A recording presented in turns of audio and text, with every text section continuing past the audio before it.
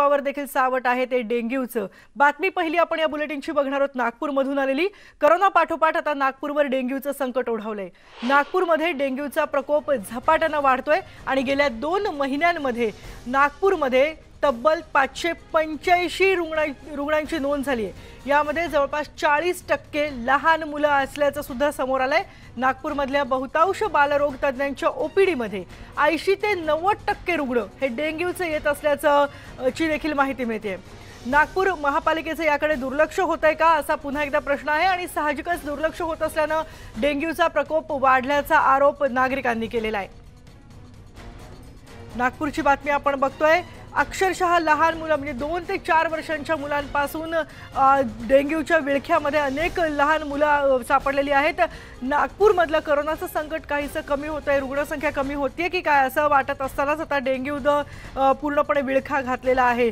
आणि या सगळ्यात चिंताजनक बाब ही आहे की या सगळ्या रुग्णसंख्येमध्ये 80% मुलं ही लहान मुलं असल्याचे 80% रुग्ण हे लहान मुलं असल्याचं देखील समोर आलेलं आहे। नागपूर महापालिकेचं दुर्लक्ष होतं, या सगळीकडे पुरेशी काळजी घेतली जात नाहीये आणि त्यामुळेच नागपूरला डेंग्यूचा विळखा पडल्याचं म्हटलं जातंय। डेंग्यूचे रुग्ण सगळीकडे राहत आहेत, पण ज्या भागामध्ये डेंग्यूचे रुग्ण जास्त आहेत त्या भागामध्ये मात्र तिथे फक्त अधिकारी येतात महापालिकेचे आणि ते चौकशी करून निघून जात आहेत। कोणत्याही प्रकारे बाकी काही करत नसल्याचं कारवाई करत नसल्याचं देखील समोर आलंय।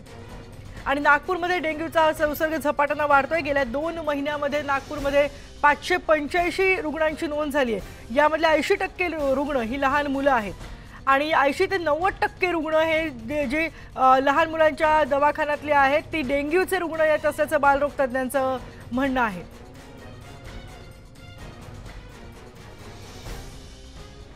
अर्थातच लहान मुलांचे पालक सर्वसामान्य नागरिक आता सध्या महापालिकेवर संतापलेले आहेत। आपण ही जी दृश्य बघतोय ही नागपूरमधली दृश्य आहेत आणि अशाच प्रकारे दुर्लक्ष झाल्यामुळे किंवा ठिकठिकाणी पाणी साचल्यामुळे ज्याच्याकडे महापालिकेने दुर्लक्ष केले त्यामुळे डेंग्यूचा प्रकोप वाढल्याचा आरोप होतोय।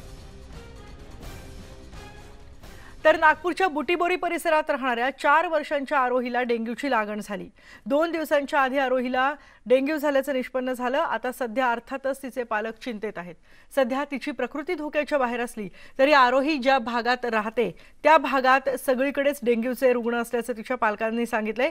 प्रशासनाचे कर्मचारी दरवाजावर येतात, तात्पुरती चौकशी करून निघून जातात असा अनेक पालकांनी आरोप केलेला आहे।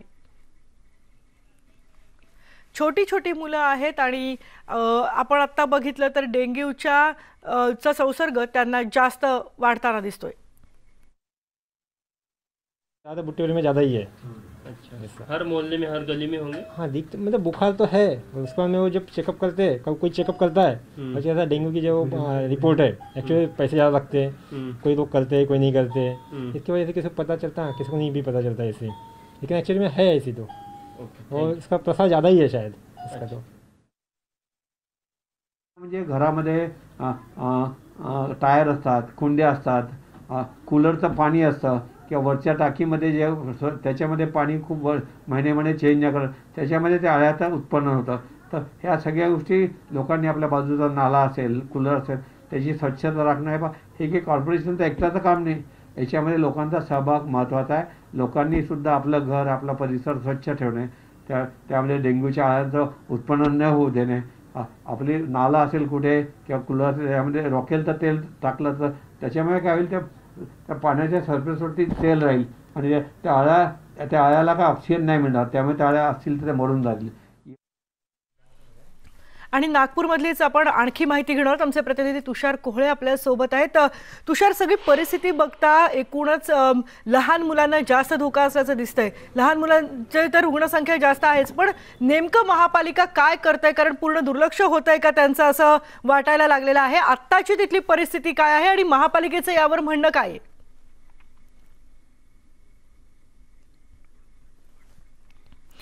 आपण पुन्हा संपर्क साधणार आहोतच तुषार कोहळे यांच्याशी, पण जर आपण बघितलं की डेंग्यूसाठी सर्वेक्षण करावं लागतं घरांचं महापालिकेला आणि त्यानुसार मग कुठे पाणी साचलंय का तसं हे करून सूचना कराव्या लागतात. महापालिकेनं नागपूरच्या केलंय की नाही याबद्दल आता आरोप केले जातात. आपल्या सोबत आहेत आमचे प्रतिनिधी तुषार कोहळे. तुषार, सध्याची काय परिस्थिती आहे, नेमका काय आरोप केला जातोय महापालिकेवर आणि इतकी मोठी रुग्णसंख्या आहे, लहान मुलांची संख्या जास्त आहे रुग्णांमध्ये, तर मग काय आता सध्या उपाययोजना यासाठी केली जाते? जर का मागच्या 2 महिन्यातले आकडे बघितले तर नागपूर महानगरपालिका हद्दीमध्ये 585 डेंग्यूचे रुग्ण सापडले आणि त्यामध्ये 405 ही छोटी मुलं आहे. यावरून तुम्हाला लक्षात येईल की नागपूरमध्ये कशा प्रकारे डेंग्यूचा प्रकोप सातत्याने वाढत आहे आणि छोटी मुलं याचे लक्ष ठरत आहे. याचे नेमकं कारण काय आणि जे विरोधकांनी गंभीर आरोप केले आहे की नागपूर महानगरपालिकेचं याकडे लक्ष नाही आणि नागपूर महानगरपालिकेच्या दुर्लक्षामुळे हा संपूर्ण प्रकोप वाढत आहे. आपल्यासोबत नगरसेवक आहे नागपूर महानगरपालिका, त्यांना विचारूया काय वाटतं, पालिका बरोबर काम करत नाही त्यामुळे सर्व परिस्थिती उद्भवलेली आहे? मला असं वाटतं की महानगरपालिकेमध्ये जे विकासाचं नियोजन अभावी हा सर्व तो प्रश्न हा उद्भवलेला आहे. आपण जर बघितलं असेल तर मागच्या कित्येक वर्षापासून ह्या शहरामध्ये विकासाची कामे सुरू आहे. विकास कामांना आमचा विरोध नाही, परंतु विकास कामं करत असताना कुठेतरी नियोजनबद्ध जर झाले असते तर हा आजची जी परिस्थिती आहे उद्भवलेली नसते. त्याचं कारण असं आहे, कारण की आपण जर बघितलं असेल तर आज शहरामध्ये फक्त सिमेंट रोडचे जागोजागी काम सुरू आहे आणि जे काम सुरू असताना हाती घेतलेले सिमेंट रोड पहिल्या टप्प्यातले पूर्ण न होता लगेच पुन्हा डेंग्यूला पालिकेचं कसं दुर्लक्ष झालं, लगेच सुरू झालेले जे कामं आहे आणि जे अर्धवट राहिलेले जे कामं आहे, आज ह्या पावसामुळे तिथे तुडुंब असं पाणी साचून आहे. नाल्या तिथे ड्रेनेज सिस्टम प्रॉपर नसल्यामुळे तिथे पाणी साचून आहे आणि हे सगळे साचलेल्या पाण्यामुळे हा डेंग्यूचा प्रश्न या नागपूर शहरामध्ये उद्भवत चाललेला आहे. मला एक सांगा, तुम्ही नंदनवन भागामध्ये राहता, निमशहरी भाग आहे तो शहराला लागून, मोठ्या प्रमाणामध्ये तिथे नागरिकांच्या समस्या आहे, मोठ्या प्रमाणात डेंग्यूचे रुग्ण पाहायला मिळतात? माझ्या प्रभागामध्ये घरोघरी डेंग्यूचे रुग्ण आहे. आता आम्ही महानगरपालिकांना हा प्रश्न विचारला. 15 वर्षापासनं महानगरपालिकेमध्ये सुशिक्षित लोकांची सत्ता आहे. भारतीय जनता पार्टीमधले जे सर्वात जास्त शिकलेले लोक आहेत ते महानगरपालिकेत बसलेले आहे. 15 वर्षामध्ये कोणते पाण्याची टाकी यांनी साफ केली, कोणत्या पाण्याची टाकीची स्वच्छता झाली, जे वॉटर लाईन चालली आहे त्याच्या बाजूला गडर लाईन आहे ते लिकेज आहे. शुद्ध यांचं असं म्हणणं आहे की घाणेरड्या पाण्यातून डेंग्यू होऊन नाही राहिला, शुद्ध पाण्यातून होऊन राहिला. शुद्ध पाण्याचा यांचा प्रॉब्लेम आहे आणि घाणेरड्या पाण्याचाही प्रॉब्लेम आहे. मागल्या 5 वर्षामध्ये यांचा एकही नगरसेवक माझ्या प्रभागातला की प्रभागात आला नाही, फिरला नाही, त्यांनी डेंग्यूबद्दल काय प्रॉब्लेम होऊन राहिला ही विचारपूस केली नाही, काय समस्या आहे ही विचारपूस केली नाही. 5 वर्षात त्यांना लोक ओळखत नाही. शोकांतिक आहे ही. पालिकेचे कर्मचारी येऊन फिरतात कधी प्रभागात? पालिकेचे कर्मचारी, त्यांची ड्युटी आहे, कर्मचाऱ्यांची ड्युटी आहे, फिरत नसतील तरी येतात बिचारे सकाळी, त्यांची ड्युटी आहे. पण नगरसेवकाची ड्युटी राहते ती, हे कोणीच करत नाही आहे. याचं सर्व याला कारण हेच आहे, भारतीय जनता पार्टीची महानगरपालिकेमध्ये असलेली सत्ता ही कारणीभूत आहे डेंग्यूला.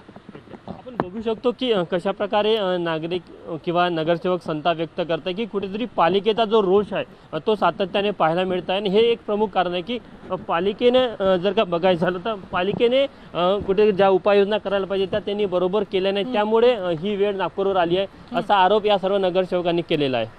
तुषार, हा आरोप आहे हे नगरसेवक करतायत, विरोधी पक्षातले लोक आहेत ते आरोप करणारच, पण प्रत्यक्ष परिस्थिती काय? तू नागपूरमधल्या रस्त्यांवर फिरतोयस आणि तुला प्रत्यक्ष तिथली परिस्थिती माहिती आहे. डेंग्यूचे डास किंवा डेंग्यूच्या आळ्या जेव्हा आढळल्या जातात त्यानंतर तरी कारवाई केली जाते का महापालिकेकडनं? आणि लहान मुलांची संख्या जर जास्त असेल तर त्यांच्यासाठी हॉस्पिटल्स किंवा बेडची व्यवस्था किंवा अन्य काही व्यवस्था महापालिकेकडून केली गेली आहे का? यामध्ये पालिकेचं दुर्लक्ष झालं, कारण की मागच्या 2 महिन्याआधी जे कोविडची लाट नागपूरमध्ये आली त्यामुळे आरोग्य विभागाचा पूर्ण जो फोकस होता तो कोरोनाच्या उपाययोजनेवर होता. त्या काळामध्ये मग पावसाळा सुरू झाला आणि पावसाळ्यामध्ये ज्या काही प्राथमिक उपाययोजना नागपूर महानगरपालिकेला करायच्या असतात त्या त्यांनी केलेल्या नाही. त्याचं एक प्रमुख कारण मध्ये नागपूरमध्ये हा डेंग्यूचा प्रकोप वाढताना दिसत आहे. तुम्ही जर का बघितलं नागपूरच्या मनीषनगर भाग असो किंवा बेलतूर असो, बेसा असो, नंदनवन असो, पारडी असो, या सर्व भागामध्ये खाली भूखंड पडून त्या खाली भूखंडामध्ये मोठ्या प्रमाणात पाणी साचलेलं असतं. मात्र नागपूर महानगरपालिकेचं त्याकडे लक्ष नाही. दुसरी महत्त्वाची गोष्ट की तुम्ही जर आकडे बघितले म्हणजे आकड्यावरून तुम्हाला लक्षात येईल की नागपूर महानगरपालिकेने सर्वेक्षण साधारण 2.5 लाख घरांचं केलं.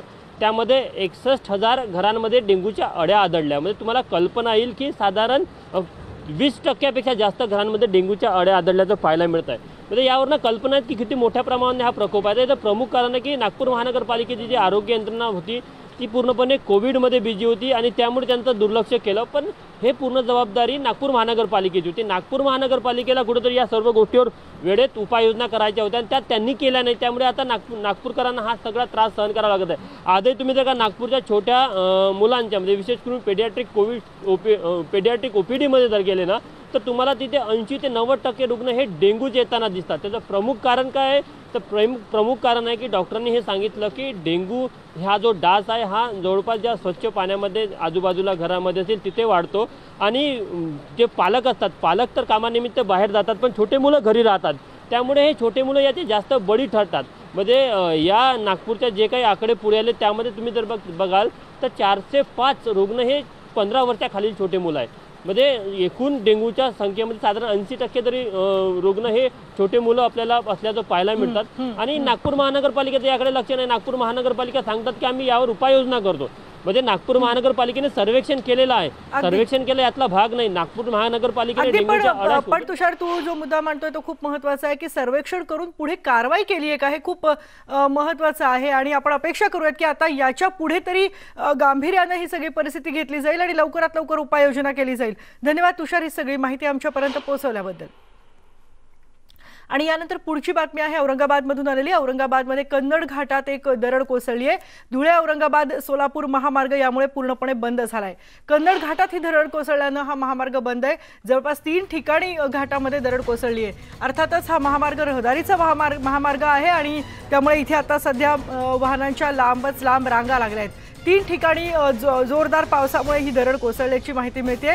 वाहतूक सध्या तरी ठप्प झाली आहे. सध्या तिथे दुरुस्तीचं काम तर सुरू आहे किंवा दरड कोसळलेला जो ढिगारा आहे तो बाजूला घेण्याचं काम सुरू आहे. पण घाटामध्ये मात्र वाहनांच्या लांबच लांब रांगा आहेत. पूर्णपणे या महामार्गावर सध्या चिखल झालेला आहे कारण पाऊस भरपूर सुरू आहे आणि या चिखलामध्ये काही वाहनं अडकून फसलेली आहेत. त्यामुळे ही दृश्यांमध्ये आपण बघू शकतो कशा प्रकारे ही वाहनं तिथे अडकलेली आहेत. ही वाहनं जोपर्यंत बाजूला होत नाहीत, हा चिखल कमी होत नाही तोपर्यंत इथून हा महामार्ग पुन्हा सुरळीत होणं अवघड आहे. कन्नड घाटातला हा सगळा चिखल बाजूला केल्याशिवाय इथली वाहतूक सुरळीत होणं हे अगदी अशक्य आहे. हे आपल्याला अगदी समोर दिसतंय. तुफान पाऊस इथे झालेला आहे आणि या पावसामुळे 3 ठिकाणी इथे दरड कोसळलेली आहे. आपल्या सोबत आहेत आमचे प्रतिनिधी सचिन जिरे. सचिन, किती वेळ आता उलटलेला आहे साधारण दरड कोसळून आणि आत्ताची तिथली काय परिस्थिती आहे? कारण वाहतूक पूर्णपणे या महामार्गावरची ठप्प झाली होती. मध्यरात्रीच्या सुमारास मुसळधार पाऊस या औरंगाबादच्या या घाटामध्ये घडलेला आहे. या पावसामध्ये अतिवृष्टी झाल्याचं सांगितलं जात आहे. मोठ्या प्रमाणात पावसामुळे या ठिकाणी या घाटामध्ये 5 ते 6 ठिकाणी दरड कोसळलेले आहे. त्यामुळे ही सर्व वाहतूक जी आहे तर ठप्प झालेली आहे. अनेक वाहनं या ठिकाणी अडकलेले आहेत. रात्रीपासून या ठिकाणी नागरिक जे आहेत तर इथं उपाशी राहिलेले आहेत. त्यांना मदत कार्य या ठिकाणी सुरू आहे. काही आपण पाहू शकता कशा पद्धतीने माझ्या पाठीमागं जे आहे तर हे दरड कोसळलेली दरड जी आहे तर ती काढण्याचा प्रयत्न सध्या सुरू आहे आणि वाहने जी मोठ्या प्रमाणात अडकलेली आहेत. 2 ते 3 किलोमीटरच्या रांगा या ठिकाणी लागलेल्या आहेत. त्याचबरोबर या ठिकाणी जे आहेत जे प्रमुख रस्ते आहेत त्या महामार्गावरील जे वाहनं आहेत तर ते वाहनांचे रस्ते हे बदलण्यात आलेले आहेत. तर या ठिकाणी येणाऱ्या वाहनांना पोलिसांकडून अडविण्यात येत आहेत. याच सोबत आपलं अधिक माहिती आपण घेऊयात. आपल्यासोबत SDM आहेत, उपजिल्हाधिकारी आहेत, तर त्यांच्याकडून घेऊयात या सध्याची परिस्थिती काय आहे, नेमकं काय उपाययोजना सध्या सुरू आहेत. आपण सध्या कन्नड चाळीसगाव घाटामध्ये आहे.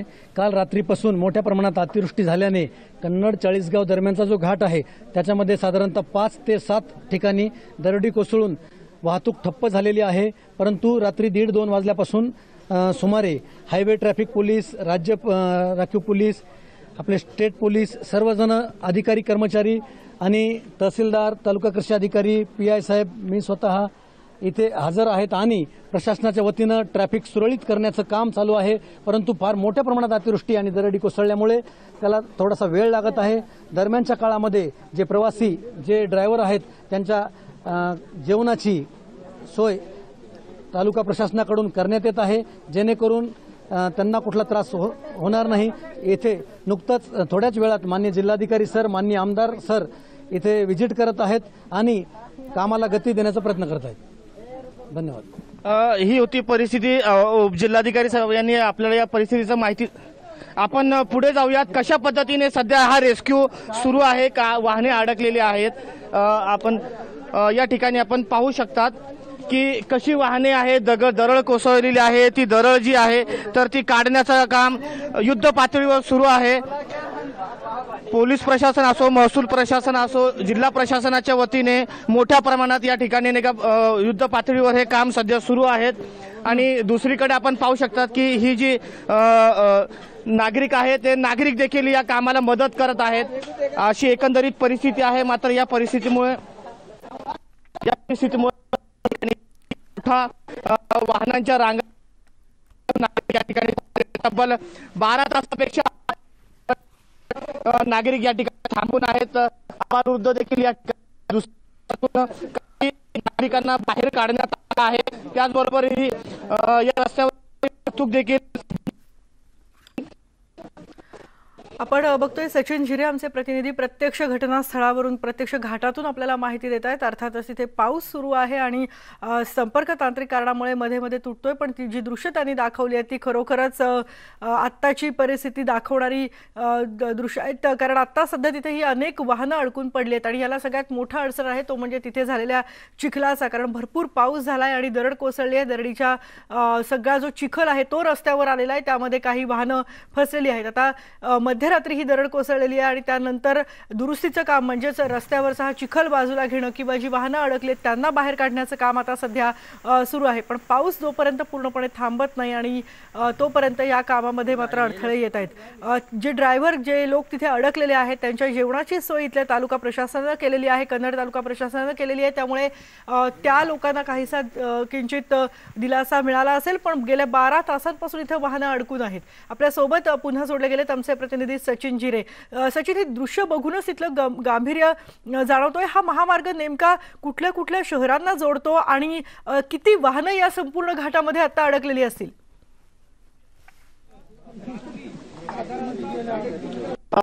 मध्ये सध्या तरी 100च्या पुढे वाहने, कारण की पोलिसांनी तत्परता दाखवत ही जी घटना घडली होती त्यानंतर रस्त्यावरून पोलिसांनी काही अंतरावरच ही वाहने जी आहेत तर ती थांबवली होती। पाठीमागच्या जर आपण या मुख्य महामार्गाचा विचार केला तर अनेक वाहने जी आहेत मालवाहू वाहने, कारण की औरंगाबादमध्ये MIDC आहे, भुसावळ, चाळीसगाव, गुजरात या भागातून येणारी जी वाहने आहेत ती वाहने आपल्या औरंगाबादच्या MIDC मध्ये येत होती। मात्र ही जी सर्व वाहने होती तर ही वाहने जी आहेत आता पूर्णपणे थांबवण्यात आलेली आहे। वाहतुकीचा मार्ग बदलण्यात आलेला आहे। त्यामुळे वेळीच पोलिसांनी दक्षता दाखवल्याने या मार्गावरती, या घाटावरती वाहतूक कोंडी होती ती काही प्रमाणात तरी सध्या निवळलेली आहे। मात्र पोलीस प्रशासनाचं काम अजूनही सुरूच आहे। मोठ्या प्रमाणात चिखलांचा खच जो आहे रस्त्यावरती पसरलेल्यावरती पाऊस सुरू आहे, यामुळे कुठेतरी अनेक अडचणी या ठिकाणी येत आहेत। नागरिक जे आहेत रात्री 12 वाजेपासून नागरिक या ठिकाणी आहेत। आपण काही नागरिक पाहू शकतात की आपल्या सोबत आहेत। हा चिखलाचा खच तुम्हाला दाखवतोय कशा पद्धतीने हा चिखलाचा जो खच आहे या चिखलाच्या खचमुळे या ठिकाणी अनेक अडथळे निर्माण होत आहेत। जो रेस्क्यू ऑपरेशन जो या ठिकाणी गाड्या अडकलेल्या आहेत त्या गाड्या काढण्याचं काम चालू आहे। मात्र या चिखलांमुळे पाय फसतात आणि कर्मचाऱ्यांना देखील हे काम व्यवस्थित करता येत नाही। याच रस्त्यावर किमान 5 ते 6 ठिकाणी अशा पद्धतीने काम सुरू आहे आणि बुलडोजरच्या साह्याने, सध्या क्रेनच्या साह्याने ही जी सर्व माती आहे ती काढण्यात येत आहेत। हे नागरिक आहे, हे नागरिक रात्रीपासून या ठिकाणी आहेत, त्यांच्याकडून आपण जाणून घेऊयात नेमकं तुम्ही केव्हापासून या इथं आहात? 12 बजे से, रात में 12 बजे से। नेमकं काय घडलं होतं रात्री? पानी आया बहुत ज्यादा से और ऊपर से पत्थरे गिरे, ट्रैफिक जाम हो गई। और जब से हम 12 बजे से रुके हुए हैं यहाँ पर रात में, कोई पानी की व्यवस्था नहीं है, कोई खाने की कुछ नहीं है, क्या नहीं है, बहुत परेशान है रात से। फैमिली वाले भी परेशान है, हमारे फैमिली वाले भी फोन कर रहे हैं, सब चिंता में लगे हुए हैं हमारी। या ठिकाणी रात्रीपासून हे जे ट्रक ड्रायव्हर होते, हे बाकीचे इतर जे नागरिक होते ते अडकून आहेत, कारण की त्यांना पाठीमागेही जाता येत नाही आणि पुढेही येता येत सचिन, मी नाही. तुला थांबवतेय. काही वेळापूर्वी आता जे अधिकारी होते ते असं म्हणालेत की या घाटात जे अडकले आहेत त्या लोकांच्या जेवणाची किंवा खाण्याची त्यांची व्यवस्था करण्यात आली आहे, त्यांच्यापर्यंत पाणी पोहोचवण्यात आलंय. मग या लोकांपर्यंत ही मदत पोहोचली नाहीये का? कारण 12 तासांपासून जर लोक अडकले असतील तर खाण्यापिण्याची व्यवस्था जर नसेल तर खूप गंभीर परिस्थिती आहे. आत्ताच थोड्या वेळापूर्वी या ठिकाणी चुडा आणि पाण्याच्या बॉटल ज्या आहेत तर जिल्हा प्रशासनाच्या वतीने, पोलिसांच्या वतीने या ठिकाणी आणण्यात आलेलं आहे आणि आता ही मदत यांना मिळालेली आहे. नेमकं किती तासापासून तुम्ही आपण पुन्हा माहिती घेणारच आहोत, पण सध्या मुख्यमंत्री उद्धव ठाकरे बोलतायत. आपण थेट जाऊया तिथे. नवीन काही या सोयी सुविधा जनतेसाठी करायच्या नाहीयेत, पण त्यांचे जीव कदाचित धोक्यात येऊ शकतील असे सभा समारंभ करायचे का? तर आम्हाला जनतेचे आशीर्वाद पाहिजेत. कशाला आशीर्वाद? जीव धोक्यात घालायला जनतेचे. पण या सगळ्या घाणेरड्या राजकारणापासून बाजूला राहून आपण सगळेजण आणि तुम्ही सुद्धा सगळेजण तुमच्यातला शिवसैनिक आणि शिवसेना आणि शिवसेना प्रमुखांची शिकवण ही नुसती जागती ठेवली नाही, जिवंत ठेवली आणि त्या शिकवणीला जागून तुम्ही या सणासुदीच्या दिवसात सुद्धा जनतेच्या उपयोगाची कामं करतात. म्हणून मी तुम्हाला खरंच तुमचं कौतुक करतो आणि तुम्हाला पुन्हा एकदा मी धन्यवाद देतोय. रुग्णवाहिका ही शिवसेनेची ओळख आहे. अँब्युलन्स, आता त्यातल्या कथा एक एक ज्यांनी मला सांगितल्या त्या सांगायला लागलो तर तास दीड तास सहज जातील. एवढ्या लोकांनी मला शिवसेनेच्या अँब्युलन्स सेवेबद्दल चांगले त्यांचे अनुभव सांगितलेले आहेत. स्वतः अमिताभ बच्चन यांनी सुद्धा वारंवार त्यांचे प्राण हे आपल्या अँब्युलन्समध्ये कसे वाचले हे सुद्धा त्यांनी सांगितलेले आहे. म्हणजेच काय की जे मी मगाशी म्हटलं की 80% समाजसेवा आणि 20% राजकारण हे आपण आज सुद्धा करतो आहोत. आणि म्हणूनच जे आपण अभिमानाने सांगतो की शिवसेनेचे ठाणे आणि ठाण्याची शिवसेना हे उगाच जुळलेलं नातं नाहीये. ठाणे म्हणजे नुसतंच आम्ही काही ठणाणा करतोय अशातला भाग नाही. तर मला तेही दिवस आठवत आहेत. मी लहान होतो आणि आता तुम्ही ठाण्याचं बदललेलं रूप दाखवत आहेत. फ्लायओव्हर्स होत आहेत, मोठमोठे रस्ते होत आहेत, हायवे झाले आहेत. पण ती जी पहिली निवडणूक होती, शिवसेनेचे पहिले नगराध्यक्ष हे ठाण्यात झाले आणि त्या निवडणुकीच्या प्रचाराला मी शिवसेना प्रमुखांसोबत म्हणजे बाळासाहेब तर सकाळीच निघून जायचे प्रचाराला, मी संध्याकाळी माच्या बरोबरीने जायचो. आणि मग त्यावेळेला मिरवणुका निघायच्या. मिरवणुका म्हणजे बैलगाड्या असायच्या, बैलगाडीतून मिरवणूक. कारण असे काही रस्ते वगैरे नव्हते तेव्हा ठाण्यामध्ये, पण बैलगाडीतून मिरवणुका निघालेल्या त्याही मला आठवत आहेत. सगळं भगवा गुलाल सगळं उधळला जायचा, त्या घोषणा, त्या सगळ्या गोष्टी. आणि तिथपासून आजतागायत आणि पुढे सुद्धा जो आपण ठाणेकरांचा विश्वास त्यांची सेवा करून कमावलेला आहे तो कायम आहे. आणि मला असं वाटतं की संजय, आपण जे बोललात की काही जणांनी दहीहंडी साजरी केली, हे करा नाहीतर आम्ही अमुक करू. ठीक आहे, स्वातंत्र्य युद्ध नाहीये की करोनाचे नियम तोडून आम्ही करून दाखवलं. हे काय स्वातंत्र्याने मोठं मिळवलं. त्याच्यासाठी जर का तुम्ही काही आंदोलन केलं असतं तर भाग वेगळा. पण करोनाचे जे काही नियम आपल्याला पाळावे लागत आहेत, हे नियम सरकारने का ठरवलेत? करोनाचा संसर्ग, हा मी पुन्हा सांगतो, हा काही सरकारी कार्यक्रम नाहीये की फुकट करोना वाटप. हा काही सरकारी कार्यक्रम नाहीये त्याला विरोध करायला. त्याच्यासाठी जगामध्ये आज ज्या काही गोष्टी मानल्या गेलेल्या आहेत की मास्क घालणे, हात धुणे आणि थोडं एक अंतर ठेवणे, त्या पाळाव्याच लागतात. ह्या पाळल्या नाही तर तिसरी लाट ही येऊ शकते आणि येऊ शकण्याची आता शक्यता आणि अंदाज तज्ञ व्यक्त करायला लागलेत. केंद्राने सुद्धा आपल्याला पत्र दिले, त्याच्यात नमूद केलेलं आहे. आणि त्या म्हणजे आज जे आपल्याला म्हणतात ना की हिंदू विरोधी सरकार आहे, हिंदुत्व विरोधी सरकार आहे, यांच्या सरकारला हे सण चालतात आणि ते चालत नाहीत, त्यांना मला ते केंद्राचं पत्र दाखवायचं आहे की त्याच्यात त्यांनी स्पेसिफिक म्हटलेलं आहे की दहीहंडी आणि गणेशोत्सव या काळामध्ये दक्षता पाळा. मग आता हे कोणतं सरकार कोणत्या सणाविरुद्ध, कोणत्याही सणाविरुद्ध, कोणत्याही धर्माविरुद्ध हे सरकार नाही, आपण करोना विरुद्ध आहोत. आणि म्हणून मी नेहमी सांगतो की आंदोलन ज्यांना करण्याची खुमखुमी आहे त्यांनी आंदोलन करोना विरुद्ध करा. हे जसं मी म्हणेन प्रतापनी हे जे केलंय, हे प्रतापनी करोना विरुद्धचं आंदोलन केलेलं आहे असंच मी म्हणेन. प्राणवायूचा जो आपल्याला आवश्यक असलेला साठा तो वाढवायचा आहे, प्राणवायूची उपलब्धता वाढवायची आहे. हा आज तुम्ही ठाण्यात ह्या हॉस्पिटलसाठी आणि ठाणेकरांसाठी गेल्या वेळेला मीरा भाईंदर तिथे तुम्ही वाढून दिला. हे असं आंदोलन करा ना, करोना विरुद्ध आंदोलन करा, अँब्युलन्सेस द्या, तुम्ही प्राणवायूचे प्लांट लावा. हे आंदोलन हे वेगळ्या पद्धतीने आपण कोरोना विरुद्ध करू, पण ते करण्याची हिंमत आणि कुवत पण नाही आणि तेवढी विचार पण नाही, तेवढी प्रगल्भता पण नाही. आम्हाला फक्त रस्त्यावरती उतरून गोंधळ घालायचा आहे आणि जे शिस्त पाळणारे नागरिक आहेत त्यांचा सुद्धा जीव कारण नसताना धोक्यात घालायचा आहे. हे असं काही लोक जबाबदार किंवा बेजबाबदारपणाने वागतायत, त्यांच्याबद्दल मला काही न बोललेलं बरं.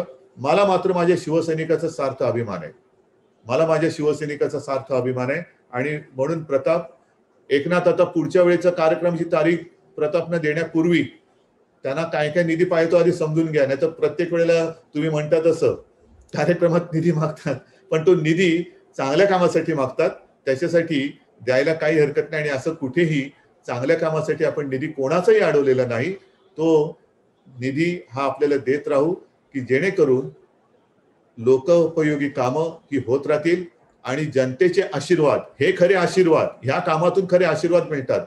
नुसतं बोंबलून काही आशीर्वाद मिळत नाही. आशीर्वाद द्यावं, कशासाठी देऊ, काय नाही, आपण असेच द्या, तसे नाही आशीर्वाद मिळत. ह्या कामातून जनतेचे आशीर्वाद मिळतात आणि हे जनता जनार्दनाचे आशीर्वाद आपण मेहनतीने कमवत आहात. हे आपलं आणि ठाण्याचं नातं, आपलं आणि महाराष्ट्राचं नातं असंच आपण अधिक घट्ट करत जाऊया. तुम्हाला पुन्हा एकदा सगळ्यांना मी शुभेच्छा देतो, पुन्हा एकदा सगळ्यांचं अभिनंदन करतो. धन्यवाद. जय हिंद, जय महाराष्ट्र. मुख्यमंत्री उद्धव ठाकरे यांनी आता संवाद साधला आणि जे दहीहंडीसाठी अट्टहास करतायत ते जाणीवपूर्वक स्वतः इतरांचा जीव धोक्यात घालतायत असा हल्लाबोल त्यांनी केलेला आहे. आणि केंद्रानंच काळजी घेण्याचं पत्र पाठवलेलं आहे. सणासुदीच्या काळामध्ये काळजी घेतली पाहिजे असं केंद्राचं पत्र मला यांना दाखवायचं आहे असंही ते म्हणाले. आणि यानंतर आपण इथं पुन्हा एक ब्रेक घेतोय. ब्रेकनंतर बघणार आहोत आणखी काही घडामोडी. पहा फक्त न्यूज 18 लोकमत.